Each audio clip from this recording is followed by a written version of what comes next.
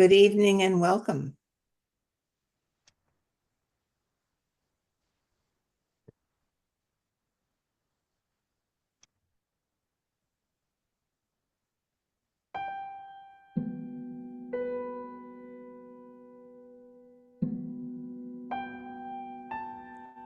Divine Creator, we ask that the light of highest awareness fill the minds and hearts of those who are open to your light. We ask that they be assisted and strengthened in their resolve to achieve peace using peaceful means. May their minds, their hearts, and their actions reflect the divine will to good for all. Comfort, strengthen, and support those who are in a difficult situation in their mind, body, or spirit.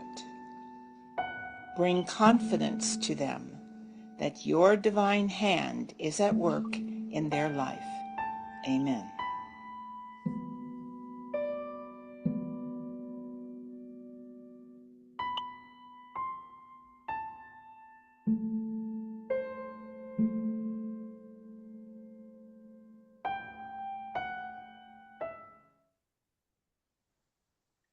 Welcome to this evening service. In 2 days will be one of the major feast days for Mother Mary on December the 8th. And I thought this would be a good time to bring in and talk about her this evening and the wonderful messages she's had for us, human beings throughout many centuries now. Well, my name is Reverend Mary Huber. I'm the pastor of the Community Chapel of Holistic Healing, which was started in 1977 by Reverend Michelle Luson, a mystic and channel for the multidimensional consciousness. She gave us many gifts. One was the gift of the 3 healers, the affirmations we always start our programs off with, and I'll invite you to look over these as I recite it this evening. So if you'll all be on mute, I think you are, we'll recite the 3 healers. The faith, hope, and charity affirmations. The faith affirmation: I believe in the spiritual existence of myself as a perfect image of the divine creator. In this reflection that is my physical embodiment, I have faith in the supreme guidance of my soul for my balance, needs, and opportunities. Outside of myself, there are also perfect images, and nothing can delude my thinking otherwise. The hope affirmation: acknowledging my faith in the omnipresence of my divinity, I hope for realization, awareness, and acknowledgement of the existence of the great I am within myself. And the charity affirmation: in understanding faith, in knowing hope, I pledge my actions, my desires, and my thoughts to the performances of myself on the physical planes of the earth, to honor, to love, and to enlighten all that is a reflection of the divine outside myself, so that my perfection is imaged back to my Creator. So help me God. So this evening, the topic of the Blessed Mother, she's known by many titles. Having grown up Catholic, she's very familiar to me because the Catholic Church has celebrated Mary down through all of the centuries. From the beginning of Christianity, Mary was acknowledged as having a special privileged place. Here she is seen in this very old, I guess, prayer card that we used to have when I was growing up. And this is her being Queen of Angels. She has many titles. She is acknowledged to be the highest level in the angelic kingdom and reigns over all. The feminine qualities of motherhood that she has displayed through time, through her time on earth, and throughout all of her existence that we know about, has been important guiding for the world and for the progression of humanity over time. Now, Mary's prominence in the church and in many other churches over the world, many people recognize this one particular divine energy. She can be called a goddess in some cultures, but this is the manifestation of the supreme divine feminine principle. That is in Mary. She's been called other titles in other cultures and through time. The Eastern version of her, of course, we know is Kuan Yin, but every culture in the world has some version of the divine feminine figure that they have named and have revered and have been in touch with through time. So this evening, not only would I like to talk about the Immaculate Conception, which is very shortly coming up as her feast day on the 8th. That's one of the big celebrations of her in the church, but also the second one is her Assumption. There are other feast days relative to celebrating her, but these are the two big ones that are woven into the fabric of the church. And when the Catholic Church splintered out into the other Christianity religions, I think a lot of Mary may not have been quite as understood, but she certainly went with that and that knowledge of her.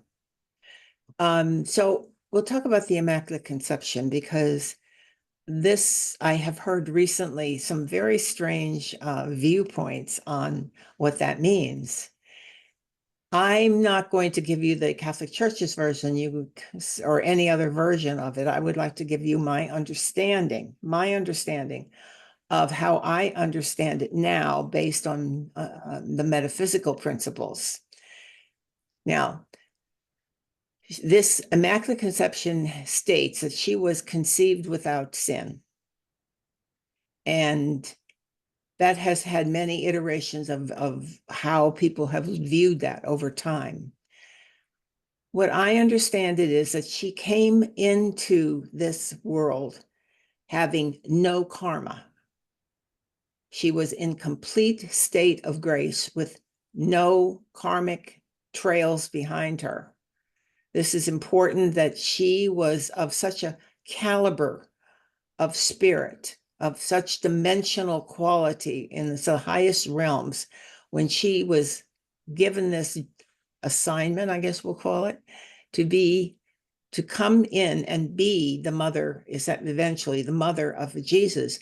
It was important because Jesus came from the same realm in spirit, that high dimension, where to have had a mother less than that would have been impossible for all of the engineering, I guess we're going to call it. I'm sorry, this may be a little bit not quite as spiritually oriented to you, but this is how I see it. It had to be placed so that when Jesus did his mission on the planet to initiate for the whole of humanity a complete era of redemption, his role was so important that her role was equally as important, that she come in free of karma, that she aligned herself completely with the divine and did not detract from that, and created an atmosphere within herself to be that very highly energized, and frequency in her was able to receive the higher frequency that Jesus' soul required in order to come into a physical form. So it was a complete, this had to be engineered from spirit so that this could be accomplished. Jesus' mission was very important, and therefore his mother's role was very important in the process of having the right soul be there in the play. Of course, we're going to talk about this in our next chapel, because we always talk about the Essenes then. But even the environment that they were in had to have that special alignment with spirit, that only a community dedicated to this could possibly provide the atmosphere, the elevated atmosphere in which all of this was going to take place.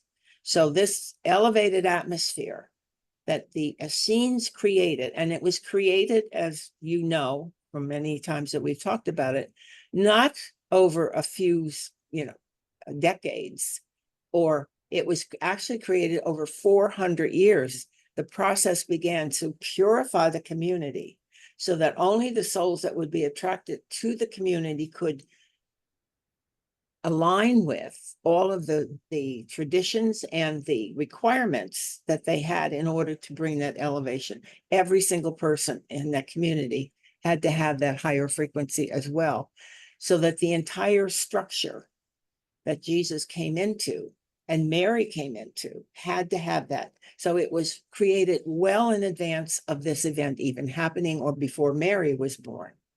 So, I know you all know the story, or at least many of you do, that Michelle had told many times. And Mary was taken to the temple to be trained when she was just 3. She was taken by her mother Anne to the temple and turned over to the temple to be trained. And that's where she stayed, to be trained as one, as Michelle said, one of the Marys.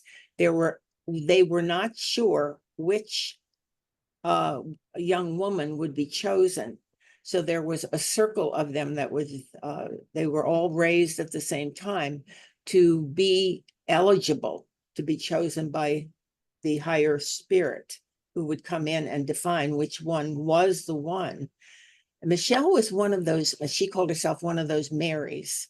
And she said she had a time when she was able to just spontaneously went back to that time. And she found herself dressed in this blue and white outfit. And she was in the temple. And she knew that she was in this circle and she was one. And she remembered hoping that she would be the one chosen. And of course, that was her scenario that she came back with. But of course, it was this particular soul who had the assignment to birth, to be the physical, to bring in through the physical, the Jesus in his, to start his mission. And that the qualities that she held, and the divine feminine qualities that are inherent in her and in all of the divine feminine, are the potential that every human being has within them, without most human beings recognizing it, but they touch into it every now and then.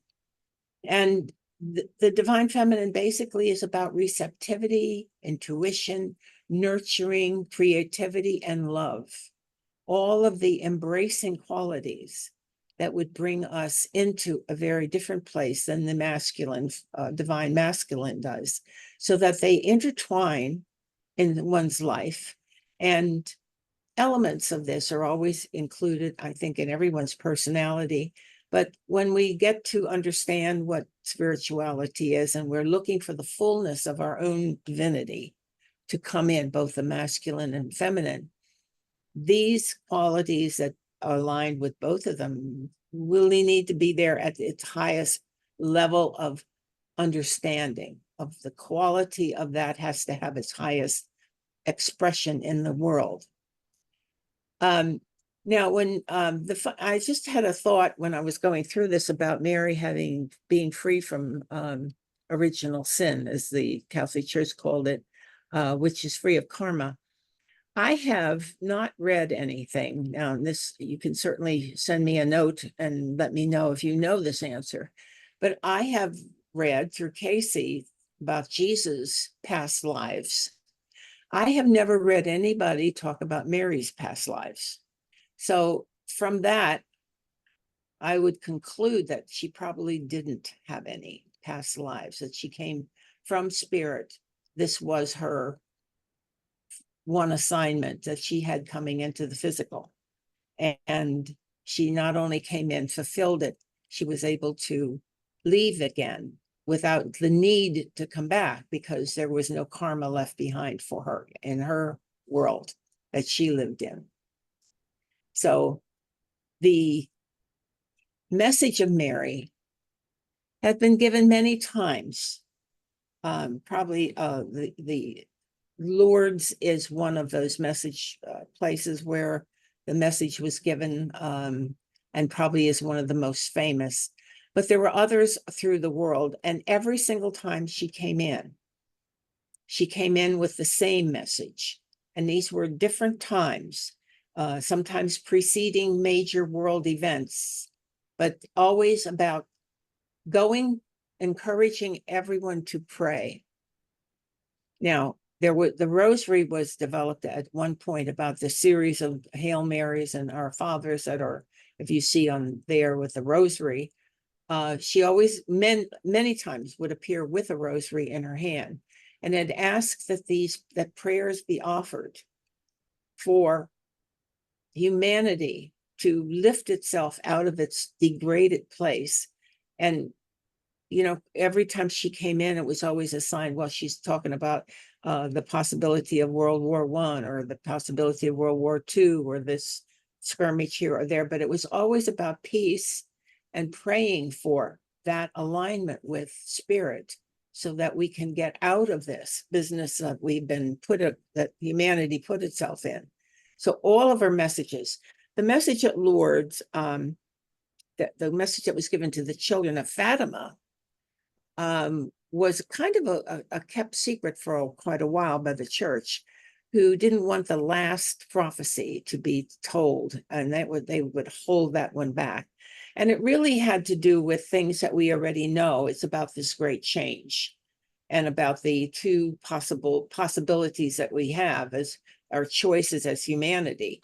The last one was if humanity will respond to her requests and go and be spiritualize themselves, pray, and elevate their actions, we will have a good outcome. And as she said, of course, if not, she had said that there would be a clearing of the world. My words, these are my words, I don't have a direct quote that I'm sure is there somewhere in the Bible or in the archives, but it's like, it's either going to be this way or it's going to be a very difficult, harsh thing that people maybe will have to go through with, at the end of it, only a few people left to restart the world again. Now, that was the older interpretation. I'm aware that the understanding now is from spirit, that this is that time when people are making those choices. They're awakening to spirit.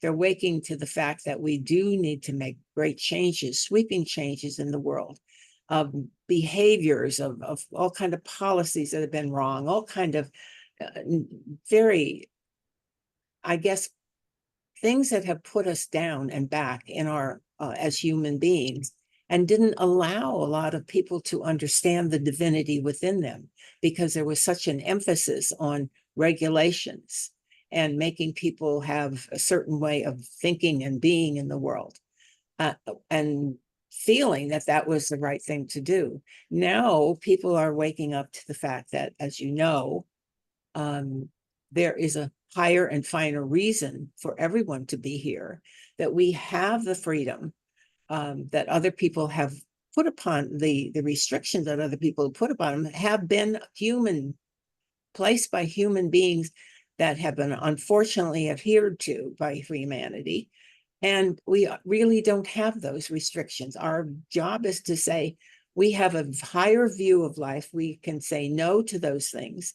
And I think we're in this process now of starting this transition over to, with great effort by spirit, not just Mother Mary. Mother Mary has every angel behind her because she's a leader, but many other beings in spirit and from many dimensions are here to help us make those wonderful changes that we need to make, so that we can, at the individual level and the collective level, reclaim our divinity, reclaim our alignment with ourselves in a very personal way with our God within, and put ourselves on a different path of lighter path, a path of joy, path of communication that is improved communication, that improved understanding, and really demonstrate how the divine qualities can be very active in someone's life in a much better way and much more balanced way with the masculine, so that we can communicate and bring in the peace that the world needs. There was so much societal conditioning, and we are ready to take a look at that collectively, and we'll see how that goes, because through other channels that I have, I'm aware of, there are, we're told the road is going to be a bit bumpy, but we have to maintain our composure in our higher awareness, maintain your understanding that this time is a time of change. Things that have to happen will have to happen. We can't jump over it. But the things that we need to do not get discouraged, do not get any other thought other than to sit down and pray for the solution that can be maybe make things easier for the world, so that people don't fight the changes that are necessary, but do stand up for in a more positive way. We need to build in a positive way. And this is Mary's way, would be Jesus' way, would be to do something creatively done and positive. So it's honoring our own self-worth along the way as we are accepting that. I would like to think that we could tune into Mary, into her wonderful energies of the divine feminine, be the chalice for Mary, be a chalice for the divine feminine. Think of yourself as being that, then let those energies flow in. And there we are as a receptive cup of energy, receiving those. And it would be a wonderful way to think about yourself, think about life, think about other people. They have that capacity.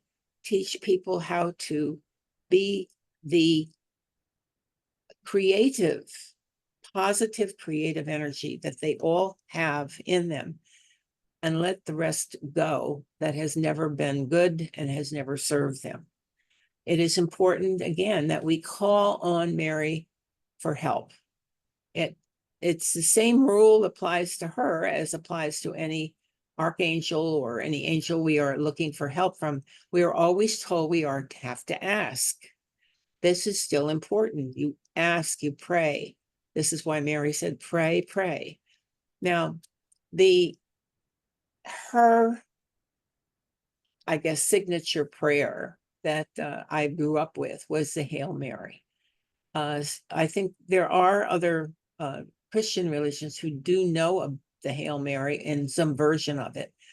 And I know that the Elizabeth Clare Prophet and her husband, Mark, changed the ending of that prayer, because it was sort of, that old school thinking about, sin and doom and gloom and, you're flawed kind of thing. So when you start, Hail Mary, full of grace, the Lord is with thee. Blessed art thou among women, and blessed is the fruit of thy womb, Jesus. Holy Mary, Mother of God, pray for us.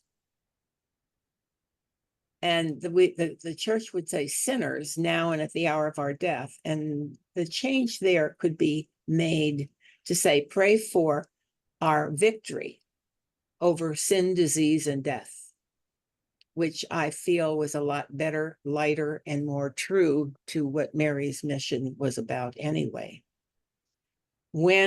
As a child, when I would go to church, she was always in her blue and white, which is interesting that Michelle picked that up psychically, that was the color of the temple at the time. And the beautiful blue that was always like the picture that you see here was always there. And I always look at the sky and I would always see, it was like Mary's mantle is over all of us. Mary's blue mantle is there. And I would think of that a lot as I grew up, looking up at the blue sky and thinking about that. So that's kind of an uplifting and encouragement spiritually for me that I always took as when I was much younger. And even now and then, as I have grown through the many decades that I'm alive, I still occasionally look up and see the blue and think of her. And I maybe leave that with you so that you can get more images of Mary going for you when you look up at the blue sky and see that beautiful blue and know that she is there, she's present. And it's not an exterior, she's present within, but it's a nice energy reminder of her energies. So calling upon her, whether you do a traditional prayer of the Hail Mary or not, it doesn't matter. One of the reasons that there was a rosary is the rotary, the repetition of the prayers that were so good. It's almost like repeating over and over a very affirming affirmation that you would just do over and over. That was why one of the reasons for the rosary, so that there would be many prayers going out over time, and everyone knew them and they could say them together. So it was a very big help for people to join in with a elevated version of their understanding of the mothering influence that is so important within us. We have to find our own divine mother and let that divine mother give us the nurturing and the mothering that we all individually need herself, because this life has been harsh for many people and they have been harsh on themselves. So Mother Mary always is the interceding. She's always interceding for us and asking that she'll stand before the karmic board just as much as Kuan Yin does, and intercedes on behalf of humanity so that we get the softening effects that can be done, and bringing that element in rather than any harsh side of the masculine. So she's always looking for that balance within even the karmic board. I just read before, while I was waiting I had something come into my email, and I was reading about the new alignment of that Mars is going into retrograde, and it's also opposite Pluto now. And they said this is an unusual arrangement of this alignment, and it creates what they call the impossible situation. And it's going to be from tomorrow, the date tomorrow, the 7th, through the end of April. And it's interesting the time frame that is coming in and what's going on in the world. It's just really so this is the personal will versus the collective will. The Mars represents a personal will, according to this article, and Pluto represents the collective will. They said Pluto works at this grand scale of the universe, and we have that raw energy in ourselves that wants to progress and assert ourselves. So we're going to have that push and pull between asserting self versus transforming in a much higher fashion through Pluto, which is the spiritual end of things. So that'll be the desire to put up a fight versus the surrender to higher will. And one thing about Mary was always about surrendering to the will of God.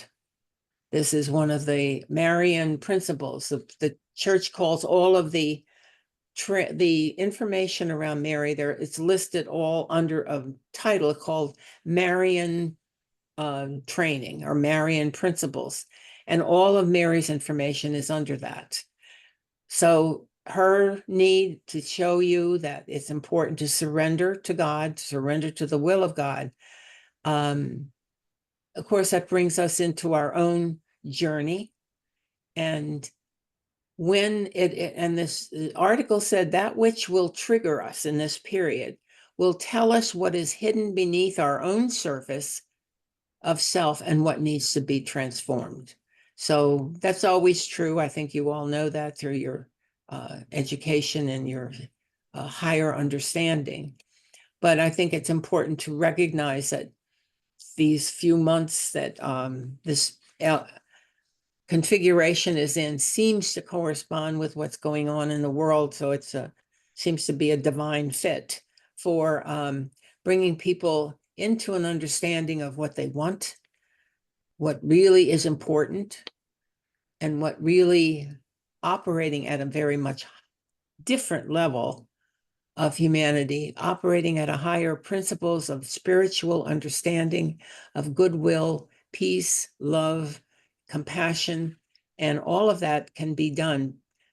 But to get there, we have to get through this period. So have faith that you are in the right place. You are energizing people correctly. You're energizing your environment.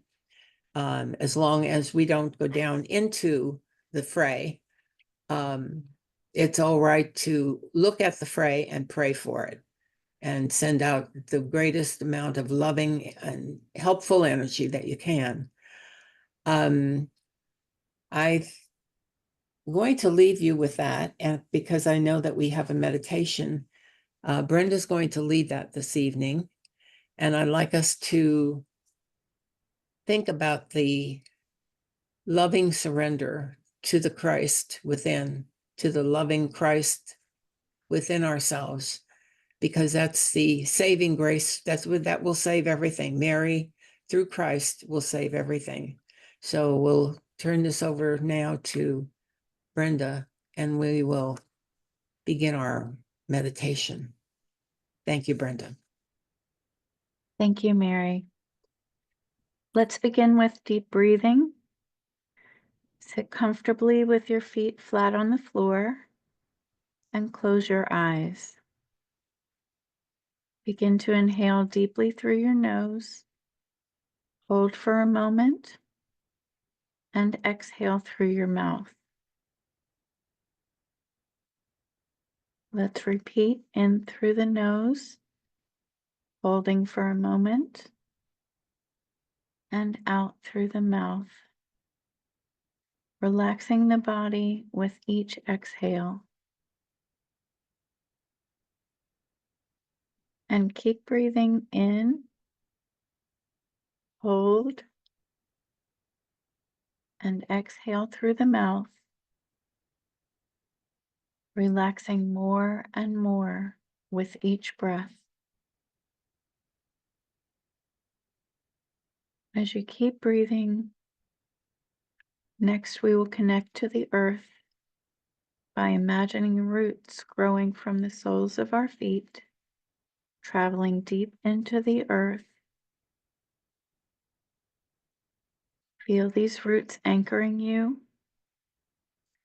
drawing up stability and strength from the earth's core. With every exhale, release any tension or negativity into the earth through your roots to be transmuted and transformed.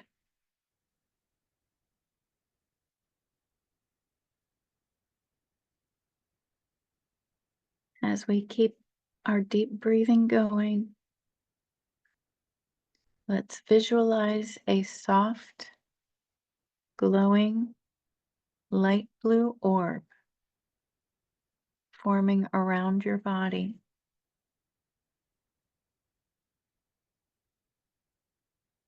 This light blue orb is a radiant shield of divine protection and peace.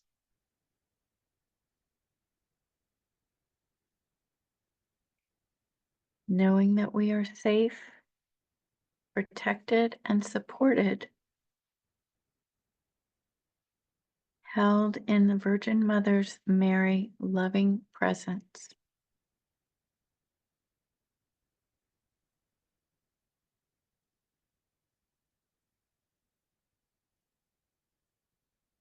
Let's silently invite the presence of the Virgin Mother Mary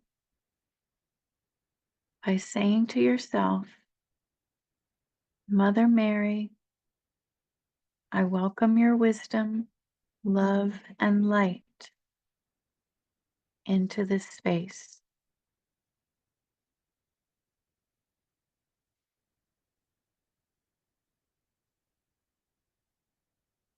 Speak to my heart and guide me with your grace.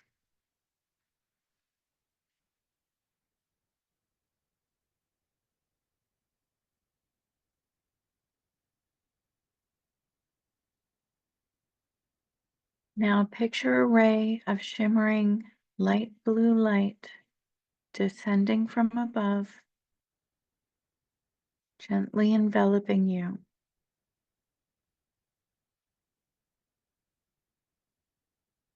This shimmering light blue light, see it washing over your entire body, from your head to your shoulders, to your torso, down to your hips, thighs, knees, shins, ankles, and feet.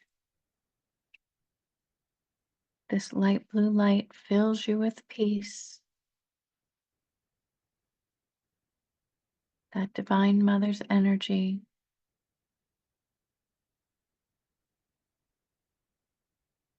And you're overcome with the feeling of serenity.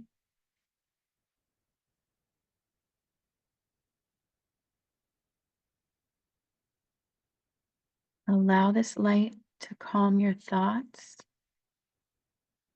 and open your heart.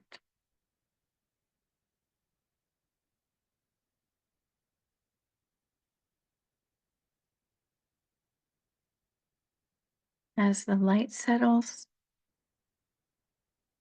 hear Mary softly say, "Be still, my child. There is wisdom in surrender and grace in letting go."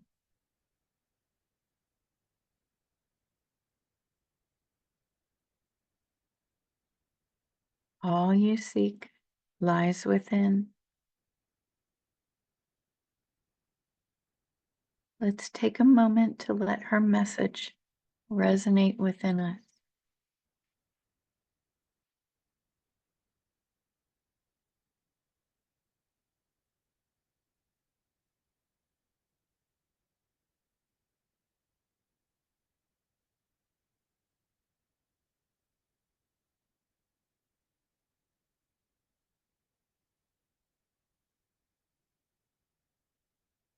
You may begin to softly hum or repeat to yourself those words from the Beatles song, "Mother Mary comes to me, speaking words of wisdom, let it be."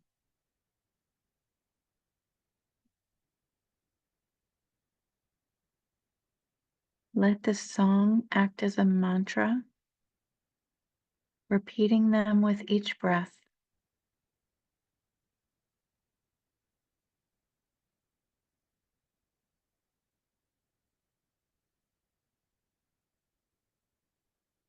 Feel their meaning expand within you,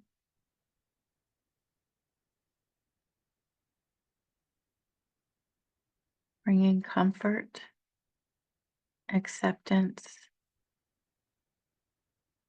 and faith in divine timing.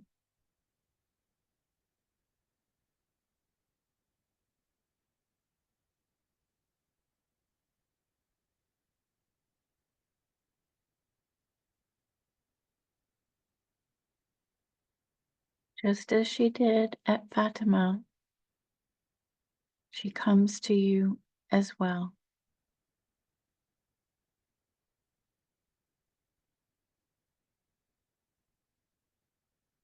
Visualize the light blue light deepening its connection with you. Imagine it radiating outward from your heart,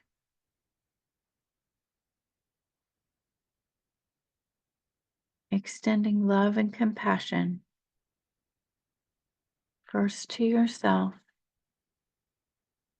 and then to others.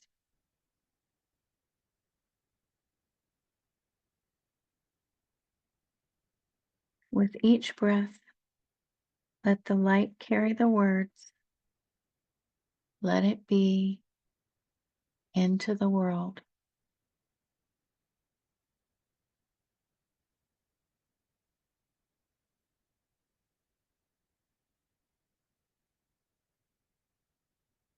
We will sit quietly and allow for any messages, feelings, or images to arise in your mind.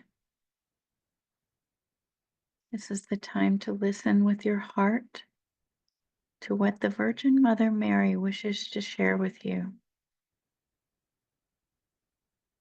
Trust the guidance that emerges, even if it's subtle or abstract. It may come with symbols, visions, music, words, feelings, a knowing, or even smells.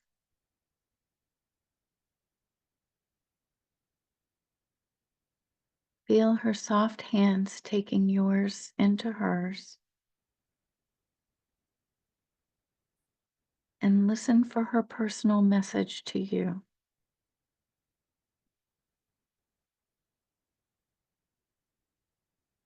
We will be quiet for a few moments to allow for this communion.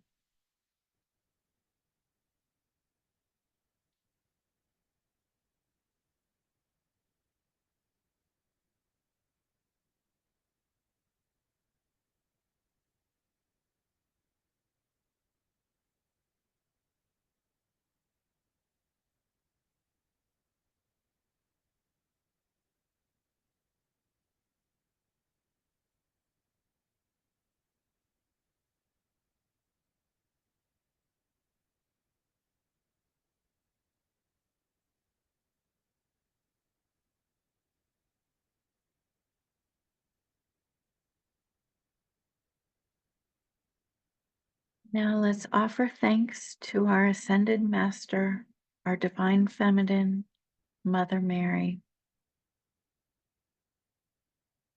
by placing your hands over your heart,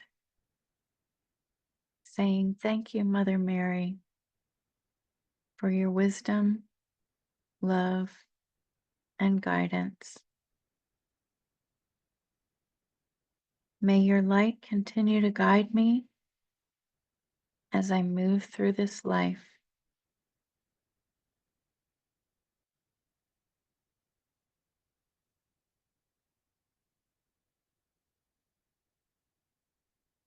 Feel the gratitude filling your heart and your being.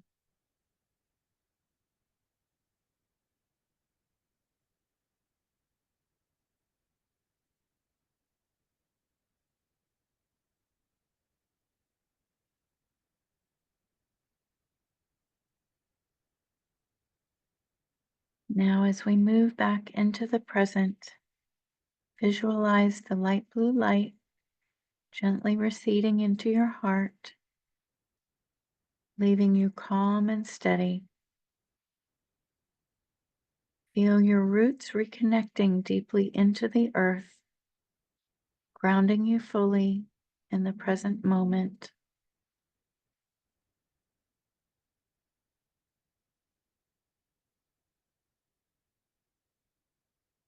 As we slowly transition, moving ourselves back into the physical, you can wiggle your fingers and toes, and when you're ready, you can open your eyes. Take a moment to reorient yourself to the space around you and take a big deep breath.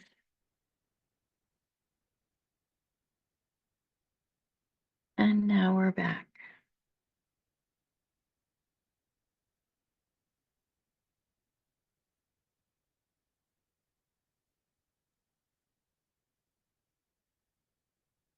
Please join us on our website at ccwh.com, where you will find our other activities that we have in our calendar that appears there, our Tuesday, Thursday, and Saturday programs, as well as the intermittent programs for chapel. There were other announcements will be there as well. And we would greatly appreciate if you can share with us on PayPal to help keep our organizational structure intact and keep our energies moving out into the world. Now, when we will end this service with our traditional "Let there be peace on earth," as you image that we are all joining hands in a circle, as we did when we met in the physical facility that we had, and sing along with the organ, but stay on mute. Let there be peace on earth.